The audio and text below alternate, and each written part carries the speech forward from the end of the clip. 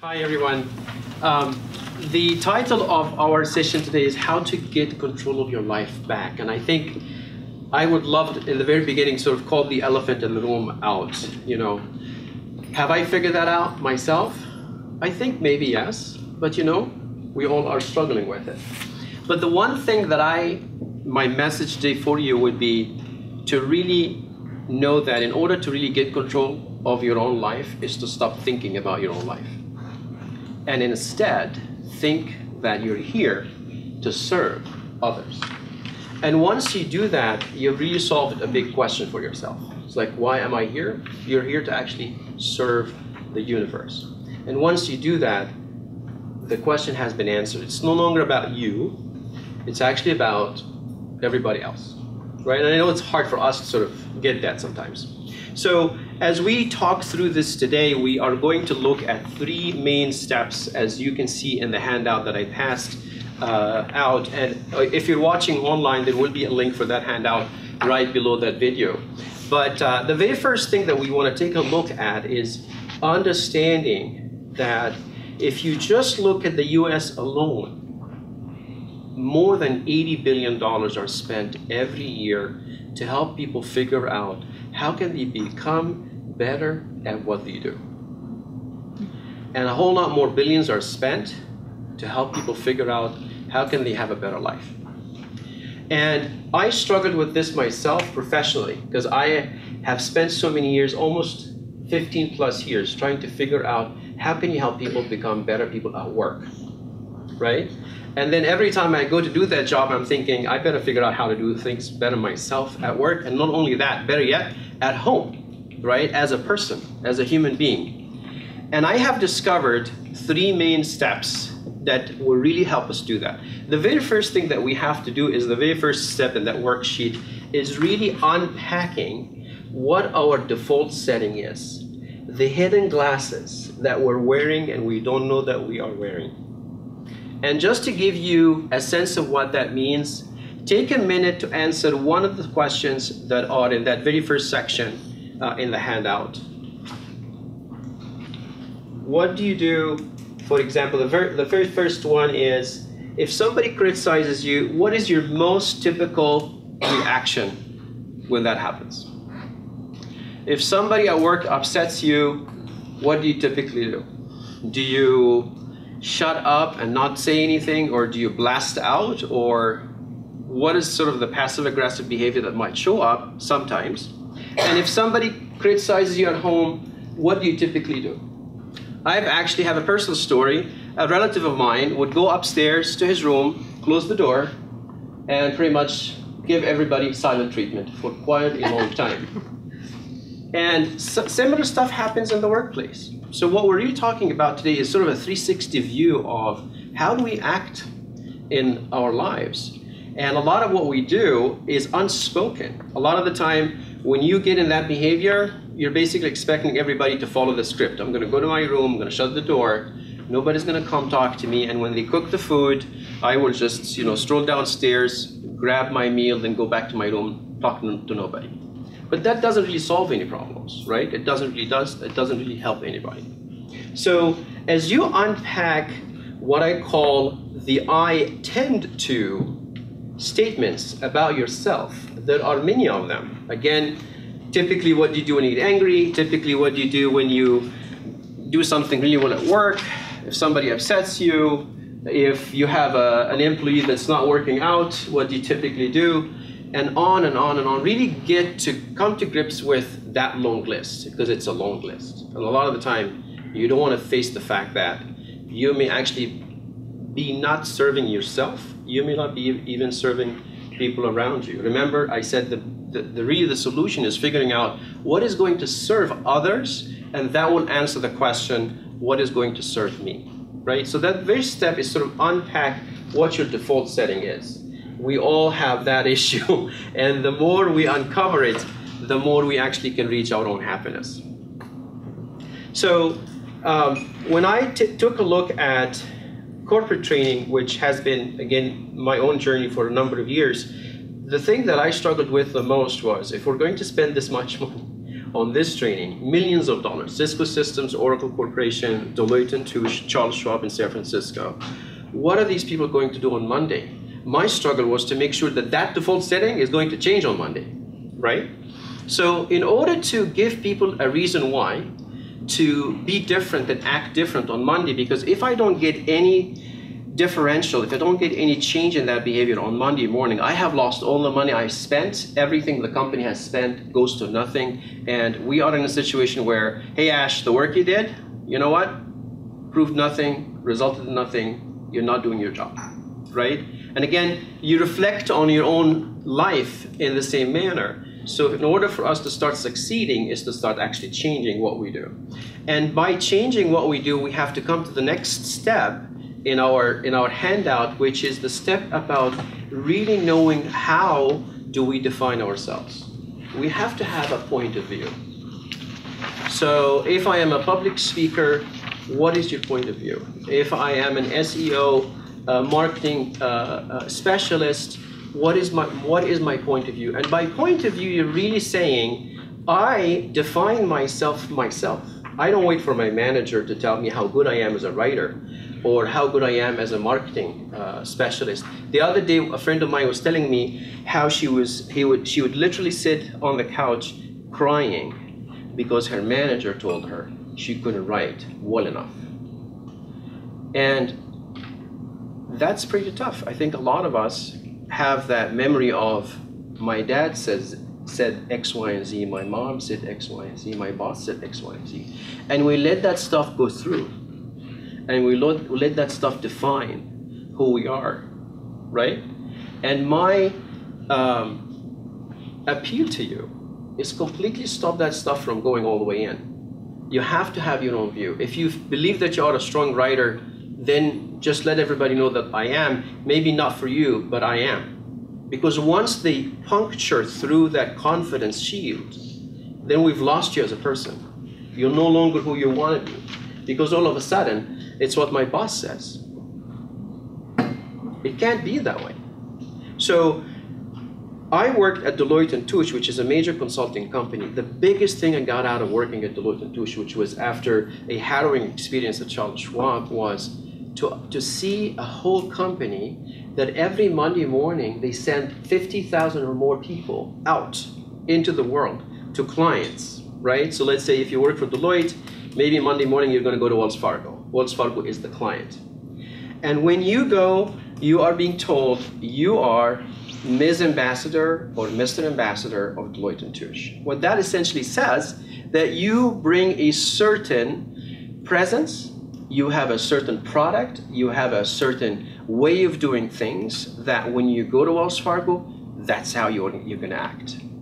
The lesson I got out of this is, for all of us, once you get up in the morning and go out, you are a company that is made of one person. And that company, that person, whether it's you're going to get out of your door, your bedroom, and talk to your family, you're opening up the door to service everybody outside.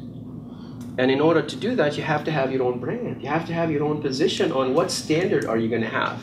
If something is going to upset you, what are you going to do? What are you going to do? Are you going to blast at everybody or show them how do we learn from what happened? Because if you blast out and then tell them that failure is a big problem and dad is going to scream, or as a boss you're going to yell at your employees to tell them how shitty job they have done, you're really messing something up. You're missing an opportunity for somebody to come to you with an idea that may one day make you a lot of money.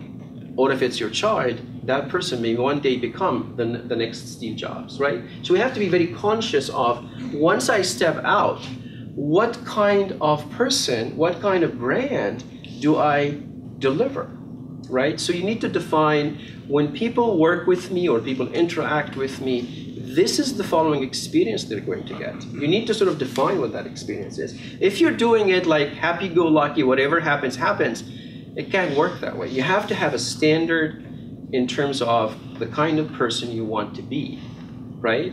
And with that standard, a lot of control comes.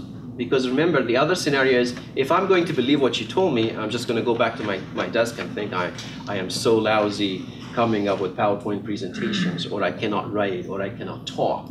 or I cannot this, or I cannot that. No, no, no, no, no, no. I have to own that myself, right? I have to define how good am I, and depend on several sources of information before I give anybody control over me. And I will never do that. Never, ever do that. And by the way, when we do that, we're doing it by choice. We're doing it because we just want to blame somebody.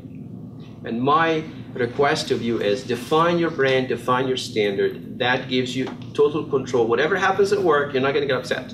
Because as a Deloitte & Touche consultant, I knew if something happens in that meeting, I still have to maintain my own person as a senior consultant for Deloitte & Touche and the kind of brand I represent. I could not get angry. I could not yell at my client. And by the same token, I should not be yelling at home. If I can control myself in that meeting, why not at home, right?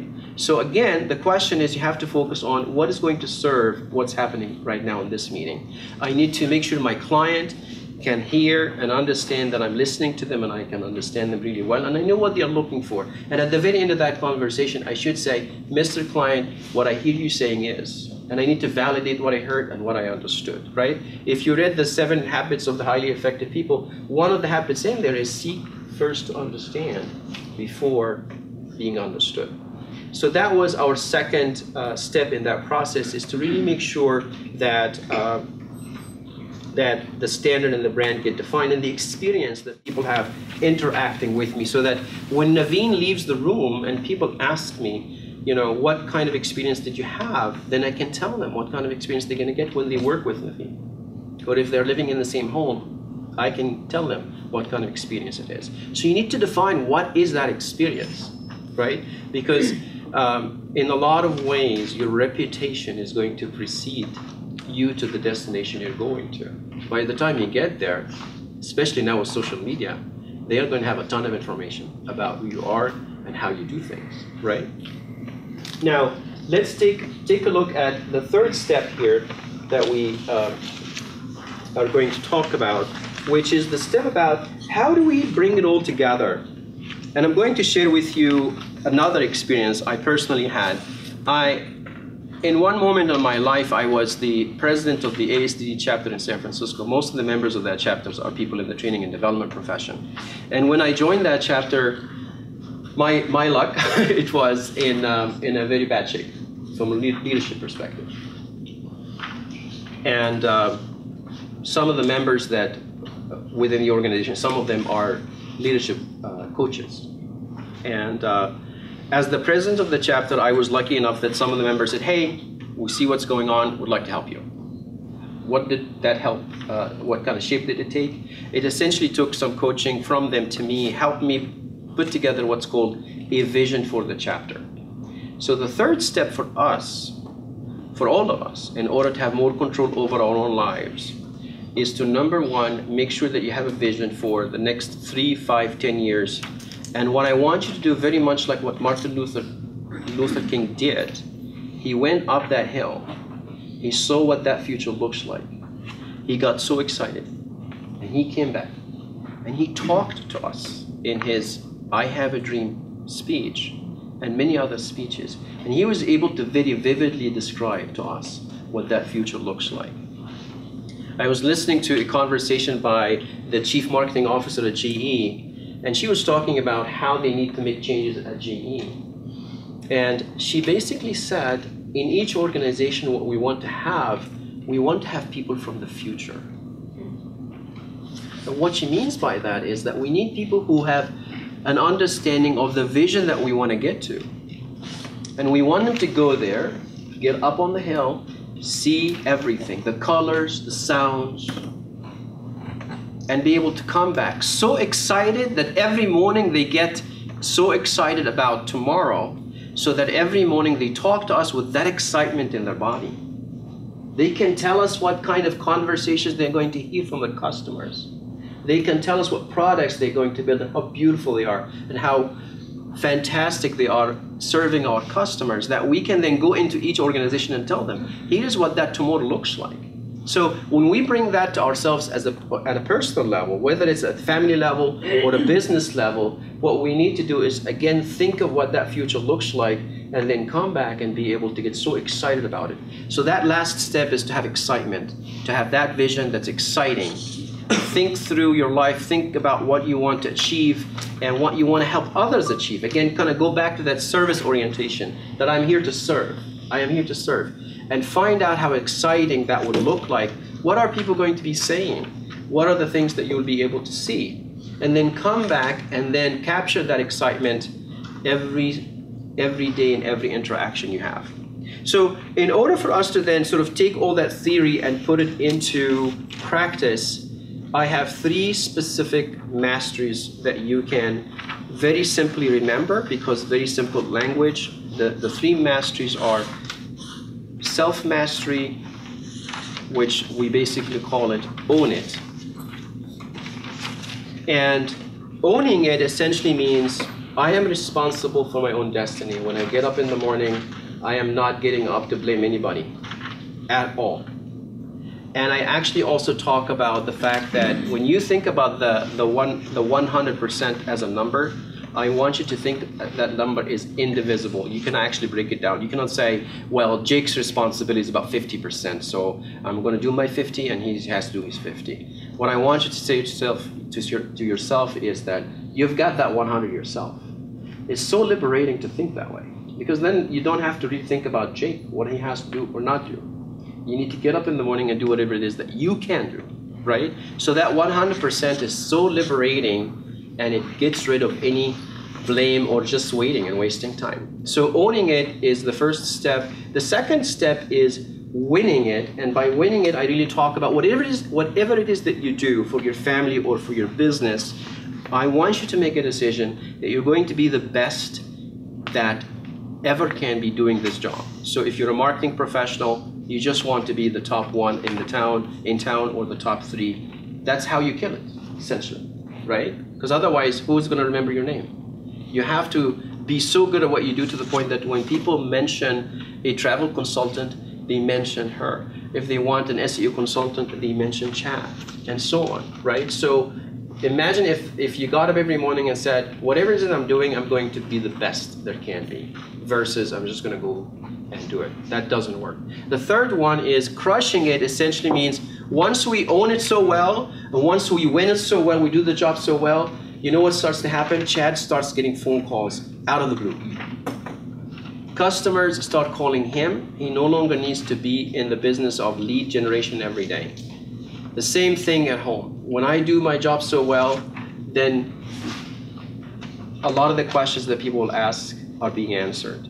The service orientation that I have developed, everybody now understands that it is more of a negotiation in terms of what's going to serve everybody around me. But when in business, the best thing that happens is people start calling you. You don't have to work as hard anymore. That's really when you crush it. You start getting repeat business, you start getting referrals, and life is much easier than it used to be.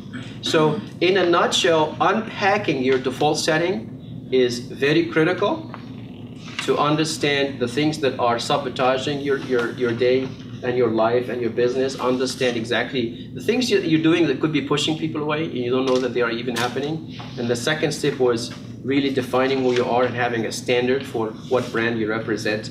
And then the last step is to really have an exciting and inspiring vision that really gets you excited every day. And that excitement gets shared with everybody else. Thank you so much for your time.